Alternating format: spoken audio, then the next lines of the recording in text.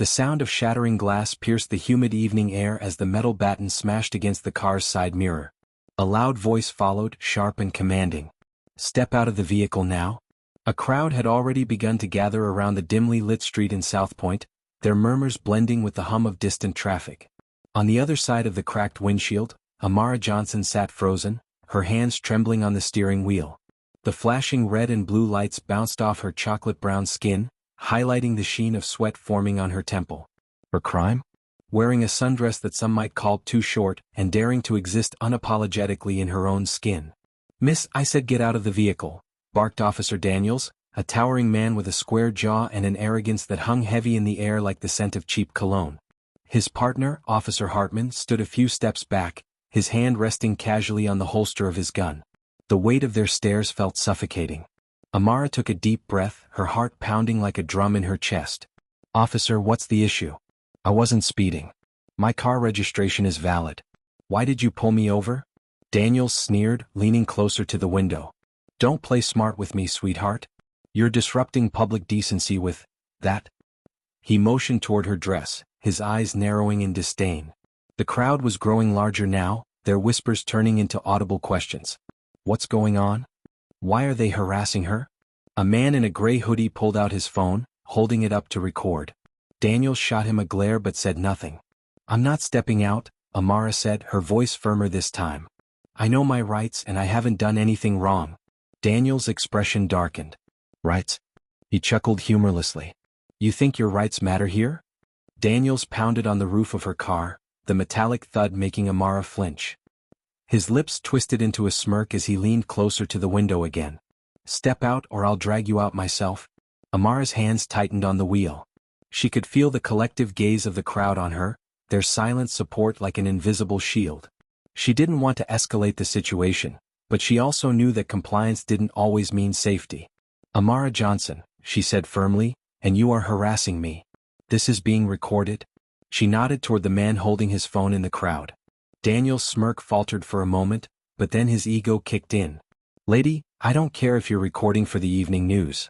You're disturbing public decency, and that gives me the right to intervene. Now, I won't ask you again." "Disturbing public decency?" Amara's voice rose. "Because I'm wearing a dress? Because I have legs? This is not illegal." From the crowd, a woman shouted, "She's right. Leave her alone." Others joined in, emboldened. "Y'all see this?" Amara gestured toward the officers as she finally rolled down the window slightly. "This is the world we live in. They don't see a person, they see a problem just for existing." Daniel's hand shot through the window, unlocking the car door.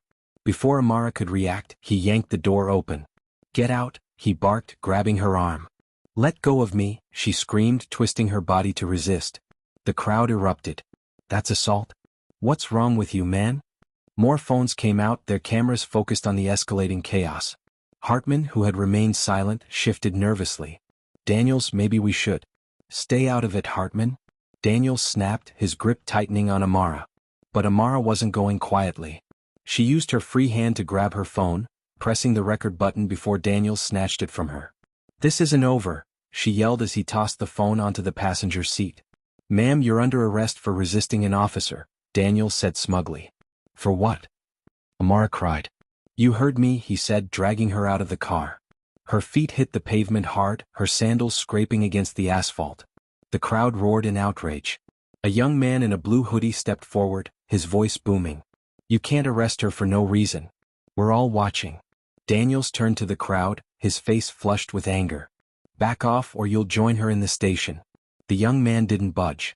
"We know our rights. And she knows hers." Hartman hesitated, his hand still on his holster. "Daniels, let's just calm this down. There's no need." "I said stay out of it." Daniels snapped, his voice cracking under the pressure. Amara, still struggling in his grip, turned to Hartman. "You see this, don't you? You know this isn't right." For a moment, Hartman's expression softened. He glanced at the crowd, then at Amara. But before he could speak, Daniels shoved her toward the patrol car. Amara stumbled but regained her footing. "You think this will go unnoticed?" she said, her voice shaking but defiant. "The world is watching." The crowd surged closer, their phones capturing every second. A woman's voice pierced the noise. "She's got rights. You don't get to decide what's decent." Daniels looked ready to snap. His face was red, his movements jerky as he reached for the handcuffs. But then something unexpected happened. "That's enough," Hartman said quietly, stepping forward. Daniels froze, his hand halfway to his belt. "What did you just say?" "I said that's enough," Hartman repeated, louder this time. He moved between Daniels and Amara, his eyes steady. "What the hell are you doing?" Daniels hissed. Hartman glanced at the crowd, then back at his partner. "This isn't protocol. She hasn't done anything illegal. We're escalating a situation that didn't need escalation." Daniels' mouth twisted into an ugly sneer. "Don't tell me you're taking her side." "I'm taking the side of the law," Hartman said firmly. The crowd cheered, their faith in humanity partially restored. Amara's eyes darted between the two officers, her breathing still heavy. Daniels stepped closer to Hartman, lowering his voice. "You're making a mistake." "No," Hartman said. "You did when you targeted her for no reason." Daniels stood frozen, his hand hovering near his baton. His face was a mix of fury and disbelief, as though Hartman had committed the ultimate betrayal. "You're going to regret this," Daniels hissed under his breath, but Hartman didn't flinch. "Step back," Hartman said, his voice calm but firm. "This is not how we're supposed to serve the public." The crowd erupted into applause, their cheers ringing through the street. Amara leaned against her car, her legs trembling. She wasn't sure if it was from the confrontation or the overwhelming relief that someone in uniform had finally stepped up. Daniels, now visibly shaking with anger, jabbed a finger into Hartman's chest. "You think you're a hero? You think siding with them will win you some kind of prize?" Hartman stood his ground. "This isn't about sides. It's about what's right." Daniels' sneer deepened, but he didn't say another word. Instead, he turned his back on Hartman and stormed toward the patrol car, muttering curses under his breath. Hartman turned to Amara, his hands raised in a gesture of peace. "Ma'am, I'm sorry for what happened here tonight. Are you okay?" Amara stared at him, her eyes narrowing. "You stood there and let it happen until you couldn't anymore. Why should I trust you?" The question hung in the air, silencing the crowd for a moment. Hartman's face flushed, but he didn't look away. "You're right," he said. "I should have spoken up sooner. I can't change what happened, but I can help make this right now." Amara straightened up, her voice gaining strength. "Then make it right. Take accountability. You saw what he did and so did they." She motioned toward the crowd, their phones still recording. Hartman nodded. "I'll file a report against him myself. But I need your statement too. Will you come down to the station?" Amara folded her arms. "I'm not stepping foot in a station unless I have a lawyer with me." From the crowd, a woman in a business suit stepped forward, her heels clicking against the pavement. "She won't need to," the woman said, her voice sharp and commanding. "I'm attorney Rachel Mendez and I'll be representing her." Daniels, who had been leaning against the patrol car, barked a humorless laugh. "Oh great. A lawyer. Just what we need." Rachel ignored him, addressing Hartman directly. "If your department has any integrity left, I'll expect you to back her statement with your own. And as for your partner?" She turned to Daniels, her eyes narrowing. "I'll be filing a formal complaint with the precinct. You might want to start looking for a new job." Daniels' smirk faltered, but he quickly regained his composure. "Good luck with that," he spat. "The system always wins." Rachel raised an eyebrow. "We'll see about that." Amara felt a surge of hope as Rachel placed a reassuring hand on her shoulder. The crowd, emboldened by the lawyer's presence, began chanting, "Justice for Amara. Justice for Amara." Hartman glanced around, clearly uneasy but resolute. "I'll do what I can to ensure this is handled properly," he said quietly. "You better," Rachel shot back. As the officers retreated to their patrol car, the tension in the air began to dissipate.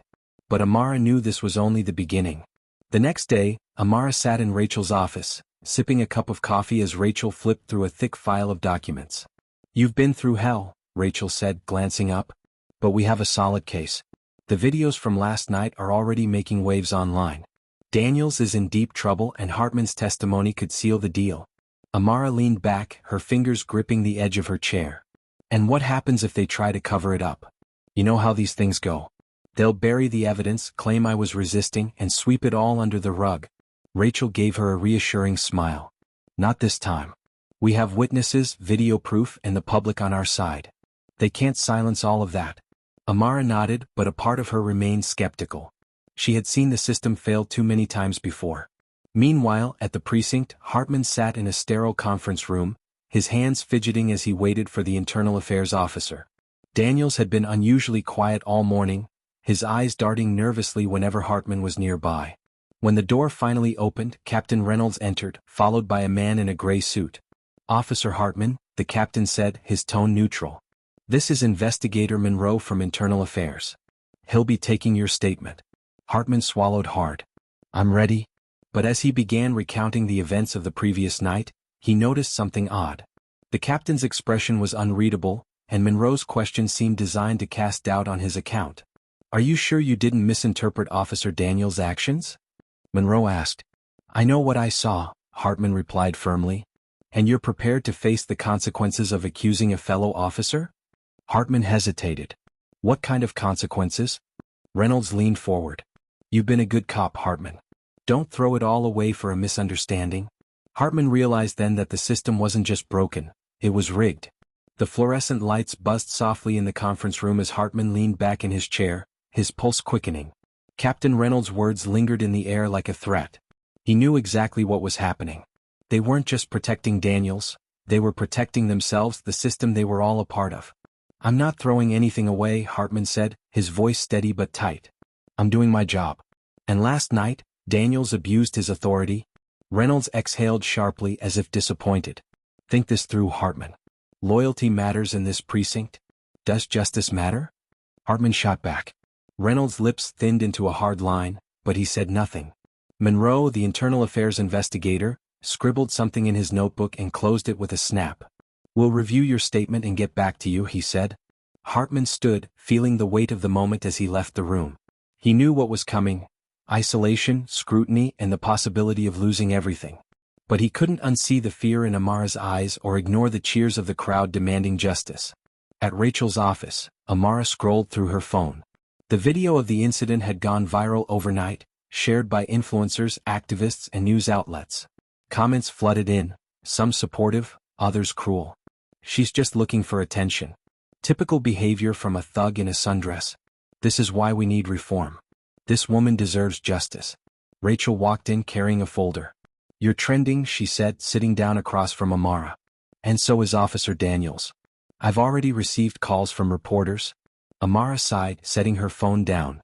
"I didn't want this kind of attention. I just wanted to live my life without being treated like a criminal." "You didn't ask for this," Rachel said gently. "But you're in it now. And we're going to turn this into a fight they can't ignore." Amara nodded slowly, determination hardening her features. "What's the next step?" "We file a formal complaint against Daniels and the precinct," Rachel said. "I've already reached out to some civil rights organizations. They're interested in backing your case." Amara hesitated. "What about Hartman? He seemed like he wanted to help, but can we trust him?" Rachel's expression was thoughtful. "I think he's caught between his conscience and the system. If he testifies on your behalf, it'll make a huge difference. But he's going to face a lot of backlash." Amara's jaw tightened. "Then he has a choice to make, just like I did when I decided not to stay silent." At the precinct, Daniels was anything but silent. He paced the locker room, ranting to a small group of officers who hung on his every word. "Can you believe this crap?" Daniels said, slamming his locker shut. "They're acting like I'm the bad guy for doing my job." One officer, a stocky man named Griggs, nodded. "It's all these cameras, man. People don't respect the badge anymore." Daniels sneered. "And Hartman? He's a traitor. I don't care how long we've worked together. He sold us out. You think he'll stick to his story?" Griggs asked. "He'd better not," Daniels growled. "If he knows what's good for him." Unbeknownst to them, Hartman stood just outside the door listening. Their words felt like knives in his back, but they also strengthened his resolve. He wasn't going to let fear control him. 2 days later, Rachel called Amara into her office with urgency. When Amara arrived, she found Rachel standing by her desk, her phone pressed to her ear. "Yes, thank you," Rachel said before hanging up. She turned to Amara, her face serious. "We have a problem." Amara frowned. "What now?" "Someone leaked your home address," Rachel said. Amara's heart sank. "What? How?" Rachel shook her head. "I don't know, but it's spreading online. I've already contacted the authorities to file a report, and I've got a security company coming by to set up cameras at your place." Amara's hands clenched into fists. "This is Daniel's doing, isn't it?" "It's possible," Rachel admitted. "But we don't have proof." What we do have is the truth on our side. Don't let this scare you into backing down." Amara nodded, though the thought of strangers knowing where she lived made her stomach churn. That evening Hartman knocked on Rachel's office door. When she opened it, her eyes narrowed. "Officer Hartman," she said curtly. "What do you want?" "I need to speak to Amara," he said. Rachel hesitated, then stepped aside to let him in. Amara was seated on the couch, her arms crossed. "What do you want?" Amara asked, her tone guarded. Hartman removed his hat and sat down across from her. "I came to apologize," he said. "And to tell you that I'm with you on this?" Amara raised an eyebrow. "You expect me to believe that? You stood by while Daniels harassed me." "I did," Hartman admitted. "And I regret it more than you know. But I spoke to Internal Affairs and I'm going to testify on your behalf. I've also requested a transfer out of this precinct." Amara studied him, her eyes searching for any sign of deception. Finally she nodded. "If you're serious, then prove it. Stand with me in court." "I will," Hartman promised. 2 weeks later, the courtroom buzzed with tension as Amara and Rachel faced off against Daniels and his legal team. Hartman's testimony was the turning point, his words cutting through the defense's attempts to paint Amara as the aggressor. "Officer Daniels targeted Ms. Johnson without cause," Hartman said firmly. "He escalated the situation unnecessarily and violated protocol." Daniels glared at him from across the room, but Hartman didn't falter. The judge listened intently, her expression unreadable. When the verdict finally came, Amara held her breath. In light of the evidence presented, the judge said, "This court finds Officer Daniels guilty of misconduct and abuse of power." The courtroom erupted in applause. Amara felt tears streaming down her face as Rachel squeezed her hand. "Justice," Rachel said softly. For the first time in a long time, Amara felt free. But she also knew this wasn't the end. The fight for change was just beginning. The morning sunlight streamed through Amara's window, but it brought no comfort. She sat at her kitchen table, sipping a cup of coffee, her phone buzzing incessantly with notifications. News outlets, social media platforms, and advocacy groups had exploded with the story of her courtroom victory against Officer Daniels. Her face was on nearly every major news channel, hailed as a symbol of resilience. But with the praise came the backlash. She opened her email cautiously, scrolling past dozens of messages. Subject: Hero. Thank you for standing up. Your courage gives us hope. Keep fighting. Amara smiled faintly but kept scrolling. Then she saw another one. Subject: You're a disgrace. You think you won? People like you are the reason this country is falling apart. Watch your back. She shut her laptop with a snap, her heart racing. The victory had been bittersweet. For every supporter, there seemed to be someone who hated her for daring to challenge the system. A knock at the door startled her. She stood, her body tense, and peered through the peephole. It was Rachel. Amara opened the door quickly. "You didn't call.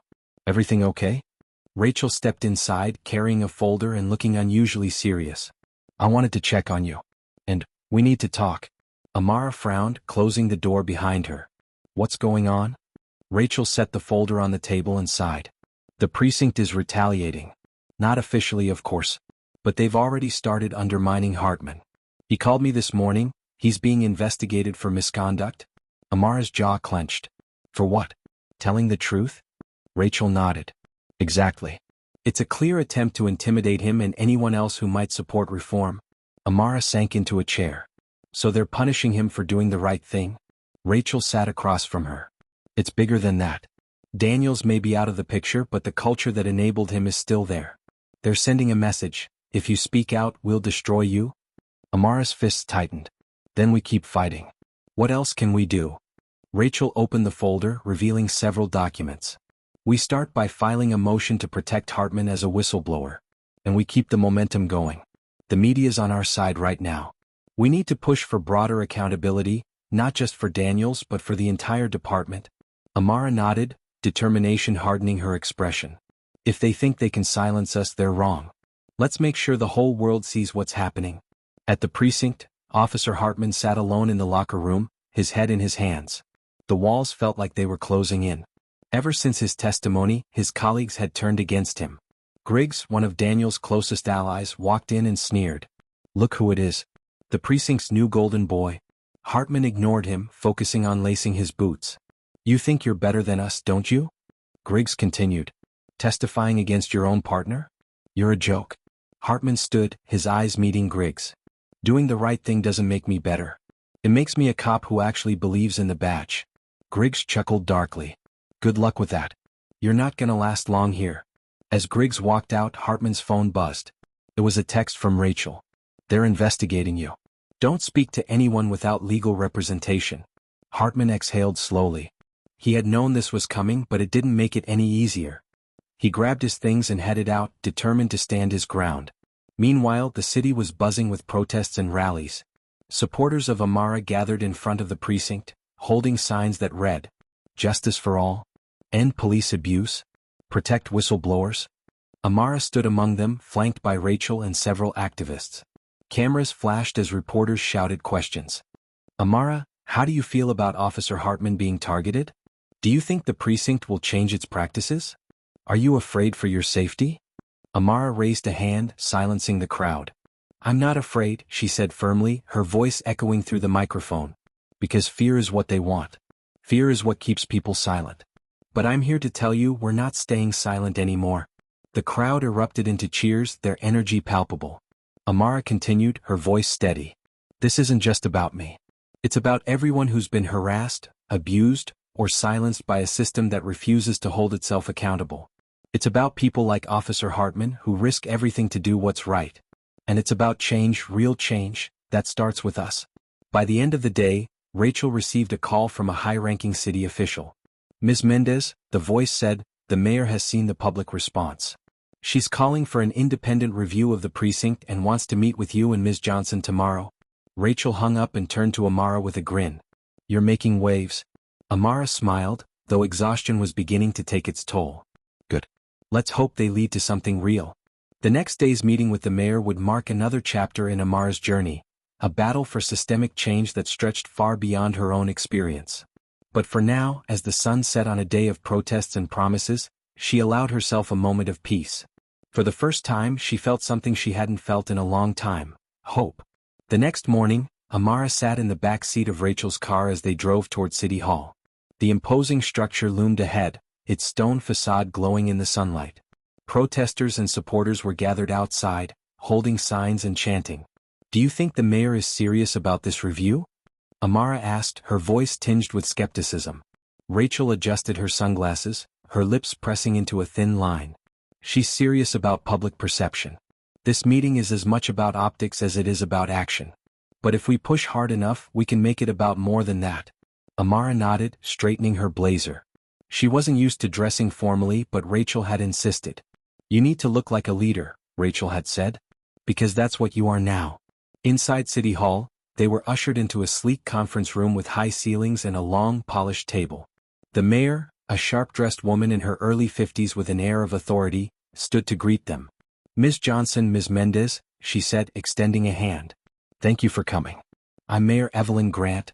Amara shook her hand cautiously, studying her face. "Thank you for inviting us." The mayor gestured for them to sit. As they settled in, a few aides joined them, along with Chief Reynolds, the head of the police department. Seeing him made Amara's stomach tighten, but she kept her expression neutral. "Let me start by saying," Mayor Grant began, "what happened to you, Ms. Johnson, is unacceptable.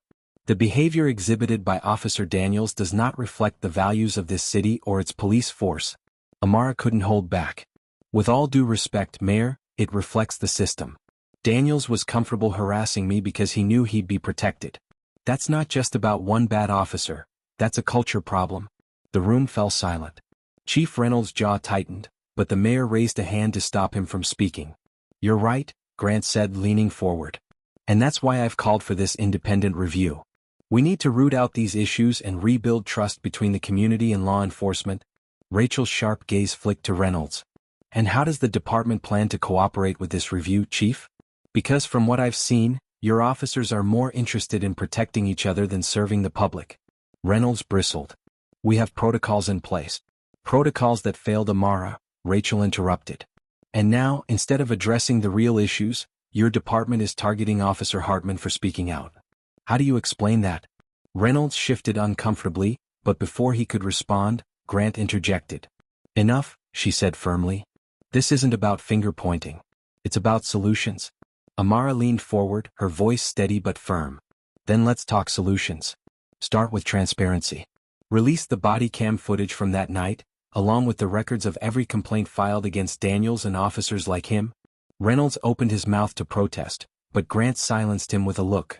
I'll authorize the release of the footage, she said. And I'll ensure the review includes an audit of complaints against officers. But we need more than just transparency. What do you suggest, Ms. Johnson? Amara hesitated, caught off guard by the question. She glanced at Rachel, who nodded encouragingly. Taking a deep breath, Amara spoke. Accountability, she said. Officers like Daniels act with impunity because they know they won't face consequences. We need an independent oversight board with the power to investigate misconduct and enforce disciplinary actions. No more letting the department police itself. The mayor nodded thoughtfully. That's a bold proposal, but I agree it's worth exploring. She turned to Reynolds. What do you think, Chief? Reynolds' face was unreadable. It's an ambitious idea. But it raises questions about jurisdiction and due process. It raises questions about why you're so resistant to accountability, Rachel shot back.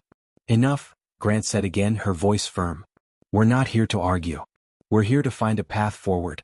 As the meeting continued, they discussed training reforms, community engagement programs, and funding allocations. Amara spoke passionately about the need for change, drawing from her own experiences and the voices of the people who had reached out to her since the incident. By the end of the meeting, Mayor Grant stood. Here's what I propose, she said. We'll start with the independent review and the release of the footage.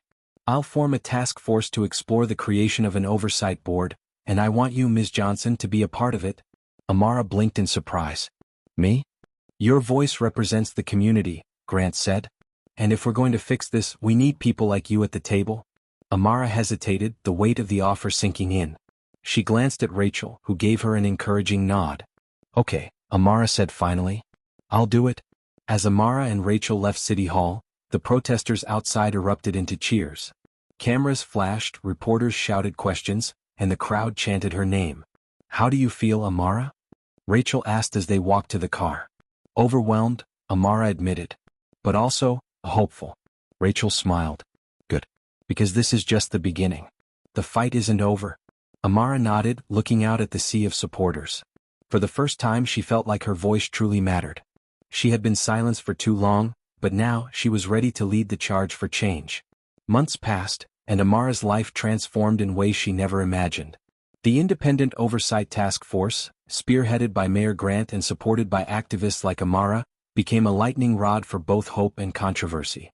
Meetings were heated, proposals were debated, and resistance from the police union was fierce.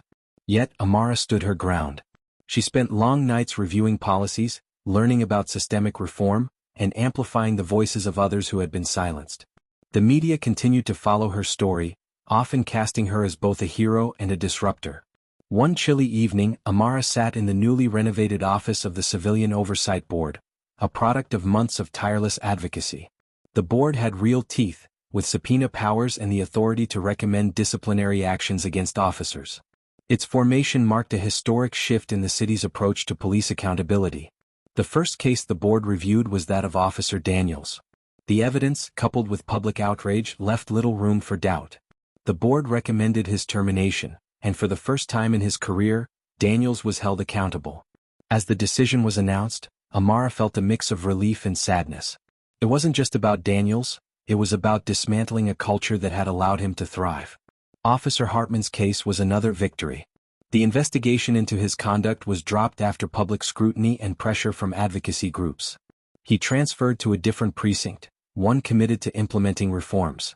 Though his career had taken a hit, he found solace in knowing he had done the right thing. One afternoon, Hartman visited Amara at her office. He handed her a small card. "What's this?" Amara asked, opening it. "An invitation," Hartman said with a faint smile. "The precinct I transferred to is hosting a community dialogue event. Thought you might want to come." Amara smiled. "I'll be there." Months later, Amara stood on a stage at a community rally. The crowd was larger than anything she had seen before, a diverse sea of faces united by a shared demand for justice. "I used to think my voice didn't matter," Amara began, her voice steady and clear. "That people like me were powerless against the system. But I've learned that change doesn't start with power, it starts with courage. It starts with refusing to be silent." The crowd erupted into applause, their cheers echoing into the night. Amara looked out at them, her heart swelling with pride. This isn't the end, she continued. This is just the beginning. Together we can build a world where no one has to fear those who are supposed to protect them. A world where justice isn't just a word, it's a reality. As the crowd roared, Amara stepped back from the microphone, her gaze sweeping across the faces of those who had joined her fight. She wasn't just a victim anymore. She was a leader, a symbol of hope for a community that had been ignored for too long. Amara's battle wasn't without sacrifices. She lost her anonymity, faced threats, and endured sleepless nights. But her courage inspired others to speak out, to demand better, and to believe in the possibility of change. The city wasn't perfect, but it was better. Police reforms were slowly being implemented, and community trust, though fragile, was beginning to rebuild. And Amara Johnson, the woman who had once been silenced, continued to stand tall. She wasn't just fighting for herself anymore, she was fighting for everyone who deserved to be seen, heard, and valued. Years later, as Amara walked through her neighborhood, she saw children playing without fear, officers engaging with residents, and a mural painted on the side of a community center. It depicted a woman in a sundress, her head held high, chains breaking around her. Beneath it were the words, "Courage changes everything." Amara smiled.